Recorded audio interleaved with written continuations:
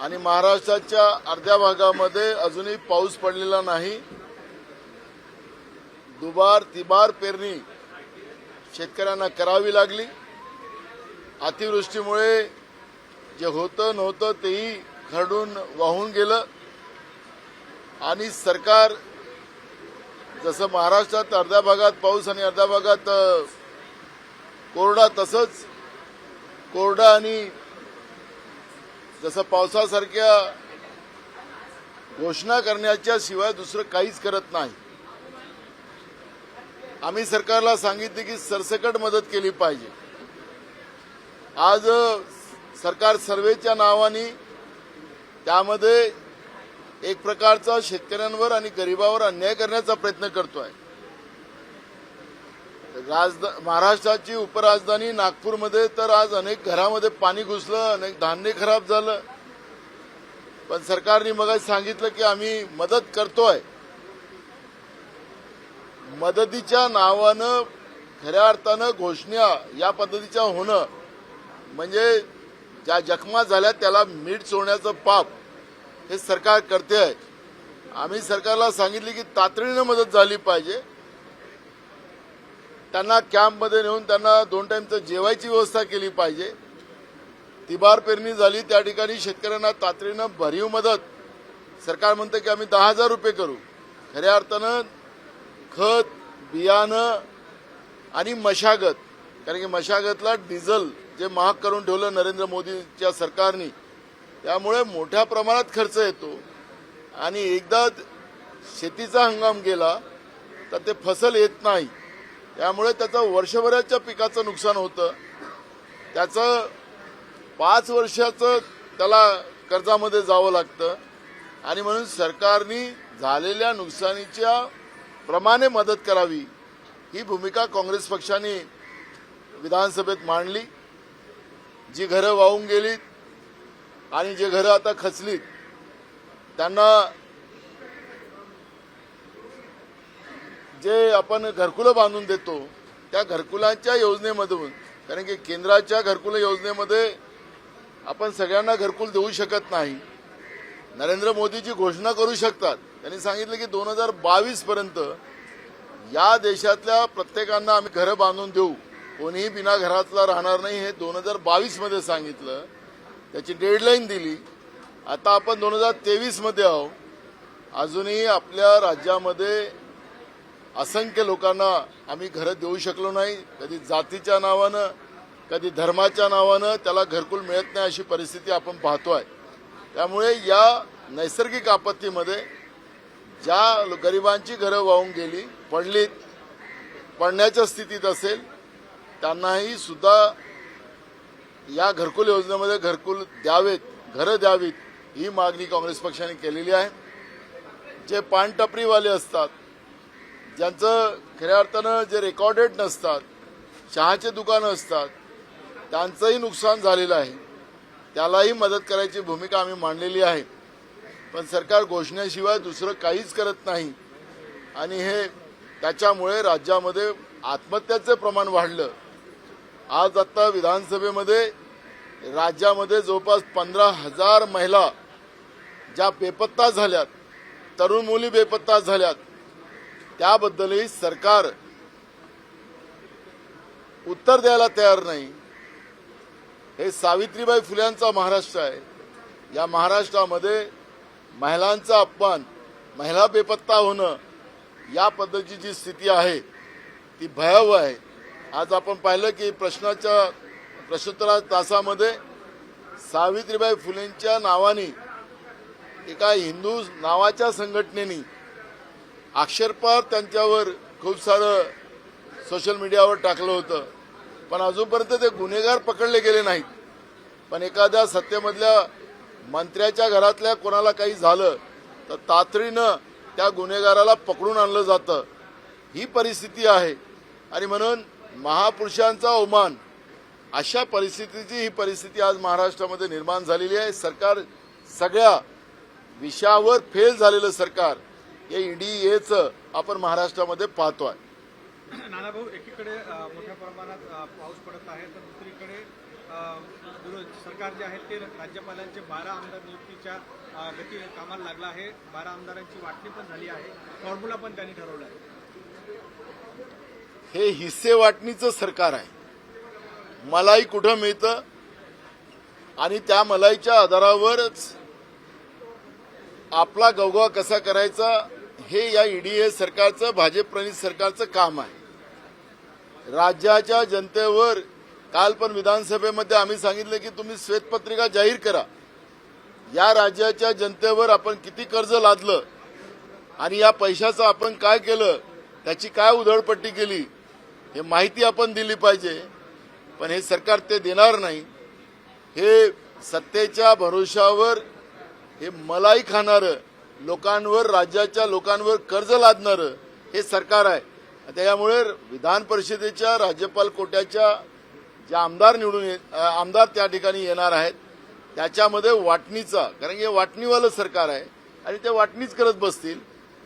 खरं तर महाविकास आघाडीच्या काळामध्ये सगळे नियम पाळून जे 12 आमदारांची नावं पाठवली होती त्यावेळेचे तत्कालीन राज्यपाल भगतसिंग कोश्यारी यांनी त्याच्यामध्ये राजकारण केलं.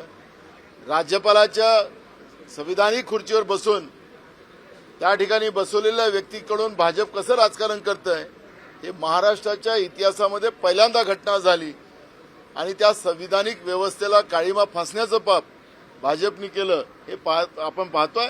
आणि म्हणून हे वाटणी आहे आणि हिस्सेदारीमध्येच हे सरकार काम करतंय. जनतेचं घेणेदेणं नाही अशी परिस्थिती आपण पाहतोय. जे राष्ट्रवादी काँग्रेस पक्षामधून जे लोक बाहेर पडले आहेत ते आता उपमुख्यमंत्री आहे, सत्तेत आहे. प्रफुल्ल पटेलकडून दावा केला आहे की अजित पवार आज न उद्या मुख्यमंत्री होतील. म्हणजे याचा अर्थ एकनाथ शिंदे यांची खुर्ची खतऱ्यात आहे.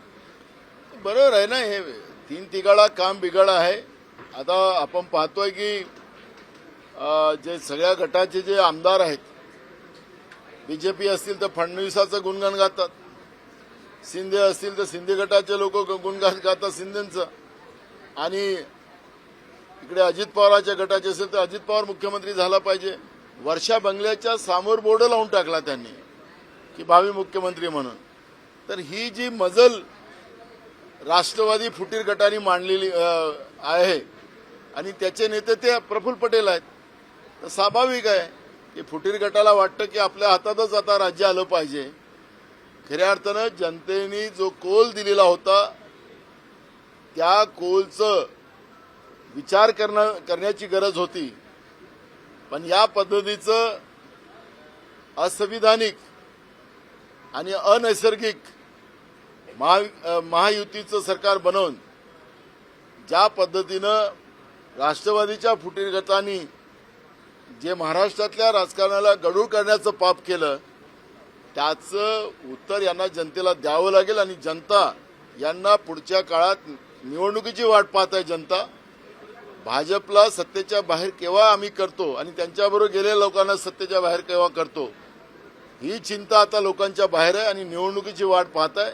निवडणूक लागतपर्यंत त्यांनी काय करायचं आहे ते करावं. पुढच्या काळात यांना सत्तेमध्ये स्थान महाराष्ट्रातली जनता देणार नाही.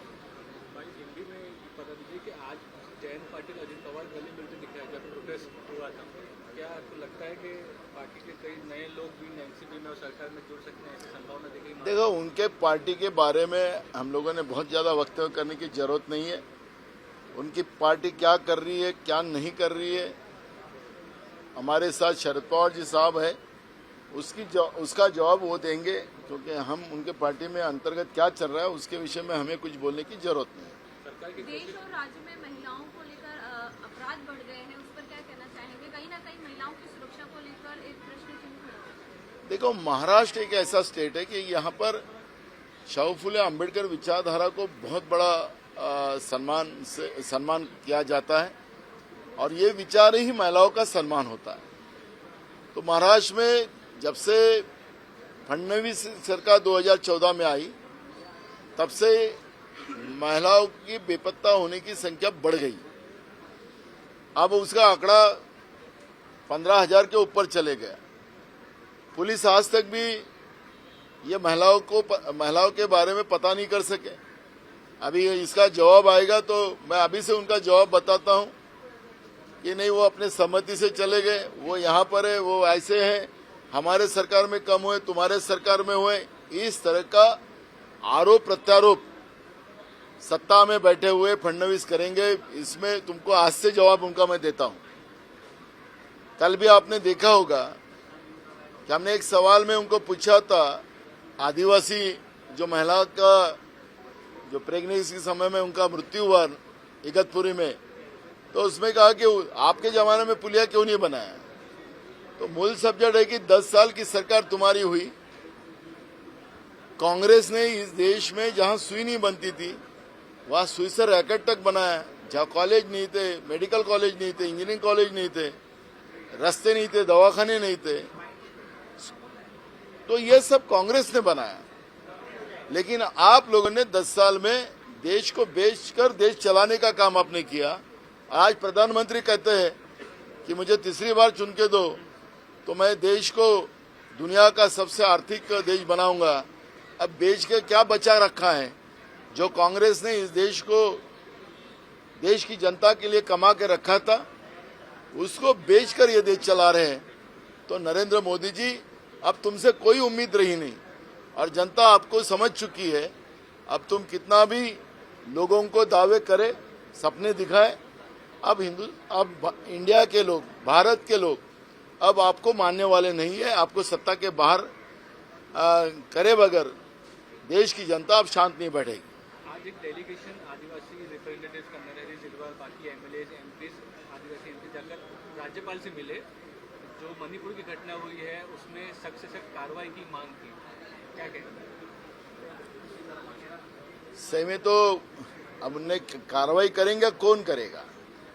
माननीय सुप्रीम कोर्ट ने कल ही जो निर्देश पारित किए, जो केंद्र की सरकार नरेंद्र मोदी की सरकार को ही उन्हें इशारा किया है कि जो भाजपा शासित जो राज्य है उस राज्य में ये सब घटना हो रही है तो केंद्र की सरकार चुप क्यों है? अगर आप नहीं करोगे तो हमें सुमोटो निर्णय लेना पड़ेगा, ऐसे ही माननीय सुप्रीम कोर्ट ने कल ही बोला है। तो अब नरहरि झिरवाल कौन से साइड में है? वो बीजेपी के साथ में है।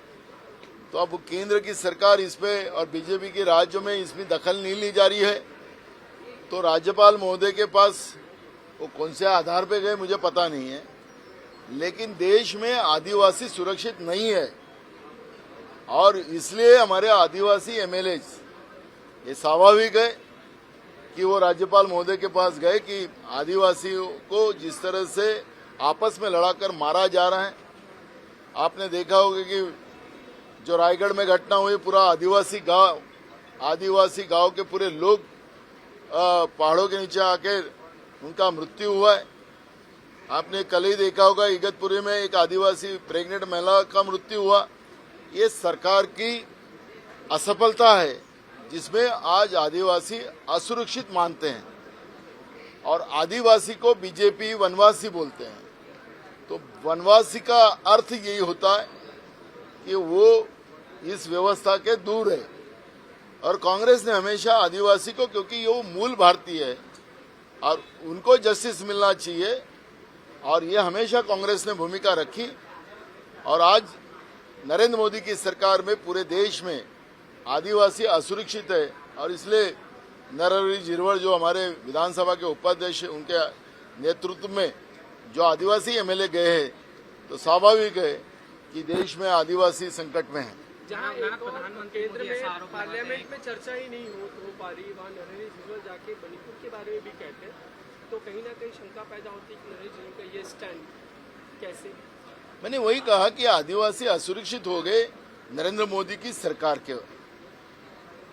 बीजेपी की जो पॉलिसी, आरएसएस की जो पॉलिसी है आदिवासी को वनवासी बोलने का, तो इसका मतलब है कि आदिवासी का कोई भी स्थान बीजेपी के सत्ता में नहीं है। और इसलिए वो उनका व्यक्तिगत पार्टी और उनके ये क्या है उसका ये नहीं है।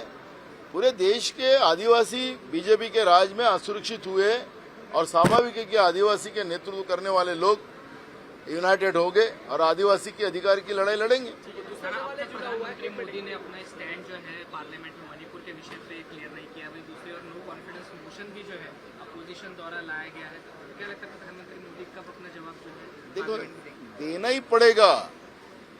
अविश्वास जो नरेंद्र मोदी सरकार के ऊपर लाया गया है, उस अविश्वास के सामने प्रधानमंत्री को जाना, क्योंकि अविश्वास उनके ऊपर है, तो अविश्वास को जवाब उनको देना ही पड़ेगा। तो तब तो भी बोलेंगे, क्योंकि नरेंद्र मोदी जी का लोकसभा में मुंह खोलने की व्यवस्था कांग्रेस और इंडिया ने किया है। तो ये पूरे भारत देश की जनता का सवाल है। मणिपुर हमारे देश का एक हिस्सा है, वो रोज जल रहा है और देश के प्रधानमंत्री उसके ऊपर बात करने को तैयार नहीं है। बाहर जाकर बड़ी बड़ी सभाओं में बहुत लंबा लंबा भाषण करते हैं, लेकिन इसका जवाब देने के लिए वो आगे पीछे देख रहे हैं। और इसलिए कांग्रेस के नेतृत्व में जो इंडिया संगठन बना है और उसके माध्यम से जो लोकसभा में नरेंद्र मोदी के ऊपर अविश्वास लाया गया है, तो अविश्वास का जवाब नरेंद्र मोदी जी को देना पड़ेगा। और मणिपुर की घटनाओं के बारे में उन्हें माफी मांगना चाहिए, क्योंकि ये घटनाओं में, क्योंकि वहां पर भी बीजेपी की सरकार, केंद्र में भी बीजेपी की सरकार, बीजेपी के मणिपुर के एमएलए ने खुद वहां के मुख्यमंत्री के ऊपर एलिगेशन लगाया है कि ये घटना राज्य के मुख्यमंत्री ने यहां पर जानबूझकर इस घटनाओं को आगे बढ़ाया है। ये आरोप बीजेपी के एमएलए ने लगाया है। तो इसका मतलब है कि जानबूझकर देश को तोड़ने की व्यवस्था केंद्र में बैठी हुई बीजेपी की सरकार कर रही है, नरेंद्र मोदी की सरकार कर रही है। यही उसका सही जवाब है। कल हमने विधानसभा में देखा है कि परसों की जब अजीत दादा कुछ अपना वक्तव्य रखे तो उस वक्त उन्होंने कहा कि जब अटल बिहारी वाजपेयी का पुतला बिठाया जाना चाहिए था, उस वक्त जो मीटिंग हुई, वीसी हुई, उसमें कुछ लोगों ने विरोध किया, अनुमति नहीं दी। खुद मुख्यमंत्री के तौर पर उद्धव ठाकरे थे और सुनील केदारी भी थे जो सरकार के मंत्री हैं। ये बातें उन्होंने लाई कि अटल बिहारी वाजपेयी पुतले का विरोध उस वक्त किया गया, क्यों किया गया? देखो, एक कहावत है महाराष्ट्र में या देश में भी कि जो नाचना नहीं आता तो आंगन टेढ़ा है। ये हाल आज अजित पवार का बना हुआ है। भय और भ्रष्टाचार के आधार पर वो उधर चले गए हैं, लेकिन उनको पास जवाब नहीं है और जवाब का उत्तर जवाब देना पड़ता है। तो कैसा ऐसा कुछ बहाना बना ले कि जिसको भावनात्मक बना के कि मैं इसलिए तुमको पैसे नहीं दिया, इसलिए हमने विरोध किया। तो ये अजित पवार की पुरानी स्टाइल है, ये हम लोग जानते हैं। अगले हफ्ते में देखे मिलेगा। दूसरा ये कि मुंबई हो, महाराष्ट्र हो, ग्रामीण इलाकों की सड़कों की हालत बहुत खराब है, बारिश लगातार हो रही है, तो लग रहा है काम हो पा रहा है कि गड्ढों में गिरते लोगों की मौतें भी हो रही है। कुछ नहीं है, सरकार फेलियर सरकार है महाराष्ट्र की। बीजेपी प्रणीत जो ईडीए की सरकार बनी है, ये सरकार ही फेलियर सरकार है। कितने लोगों की जानें लेंगे तब इनकी तसल्ली होगी, ये सवाल अब जनता पूछती है। हर जगह आंदोलन शुरू है और लोग वहां पर ये आंदोलन में ये बातें कर रहे हैं।